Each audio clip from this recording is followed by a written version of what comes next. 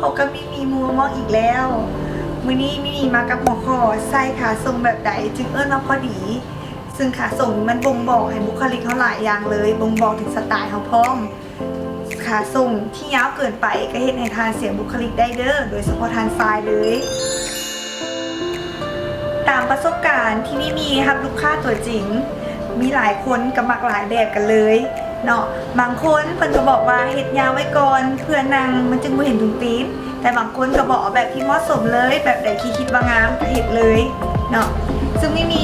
สิมาเว้าถึงเรื่องขาทรงนี่แหละว่าใจแยกกันจังไดมาบอกกันจังไดว่าสไตล์นี่ควรใส่แบบใดสไตล์นี่ควรใส่แบบใดไม่มีแยกออกมาเป็น3แบบ3ลุคเลยซึ่งส่งที่มีเบ้าในตอนนี้คือส่งคู่กับสูตรเด้ออย่าฟ้าหลงกันได้เข้าไปเบิ่ง3แบบที่มีเบ้ากันเลยแบบที่1มีเอิ้นแพนซื้อเป็นทรงขาเขินเนาะขาเขินความยาวของมันจะอยู่ระหว่างกายข้อขามาน้อยนึงเนาะซึ่งขาทรงนี้เป็นที่นิยมในวัยรุ่นเลยเป็นที่นิยมในตอนนี้เลยเพราะว่ามันเบิ่งให้เบิ่งเท่ขึ้นเบิ่งสมาร์ทขึ้นเบิ่งธรรมะทะแมงขึ้นเนาะแล้วเบิ่งแบบเก๋ๆกิ๊บเก๋เท่บ่เบิ่งเป็นทางการอะไรเกินไปทรงนี้เหมาะกับใส่เกิบโลเฟอร์เด้อทรงนี้มีจะว่าเป็นทรงปานกลางที่ว่าแบบเบิ่งและสุภาพแล้วก็สามารถใส่ห่วงกับสูทได้แบบสบายๆเลยเวลาใส่กับเกิบก็จะบ่เห็นว่ามันมีขอบพับย่อหลายมันเหมาะสำหรับคนที่ว่าวัยรุ่นถึงกลางคนเลยแหละแต่เดี๋ยวนี้ผู้ใหญ่ก็เริ่มมาใส่แล้วเพราะว่ามันเบิ่งให้บุคลิกดูดีขึ้นเบิ่งธรรมะทะแมงอีกระดับหนึ่งแต่บ่ถึงขั้นตูอันที่1นั่นเนาะ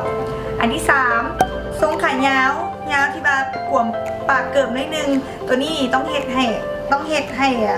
ปากขาทรงค่อนข้างกว้างนิดนึงเด้อพอมันจึงเหมาะสมกันความยาวของมันที่อยู่เลยจะขอขาอีกไปอีกน้อยนึงเวลายืนมันจะเห็นพับอยู่คอนึงเนาะเป็นทรงที่แบบว่าเฮ็ดให้เฮาเบิ่งภูมิฐานขึ้นเหมาะสำหรับผู้ใหญ่หรือว่าใส่เป็นทางการนั่นเองเป็นเท่าไหร่3ทรงนี้พอสิเข้าใจกันบ่เพราะว่า3ทรงนี้ที่มียกตัวอย่างนี้เป็นทรงที่ว่าเบิ่งเหมาะสมแล้วก็เบิ่งบ่เกินหลายเกินไปเนาะถ้าสมมุติว่าเกินเป็นเท่าไหร่เนาะอาจจะเคินขึ้นหลายกว่าหั่นมันก็จะบ่แม่นขาทรงที่ว่าสุภาพใส่กับสูทแล้วมันจะเป็นทรงขา3ส่วนสินะแต่ถ่ายยาวก่อนพับนึงขึ้นไป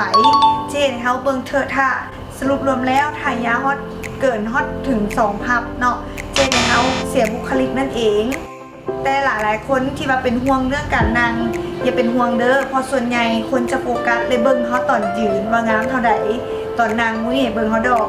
สำหรับคลิปนี้ไปกันเด้อบ๊ายบาย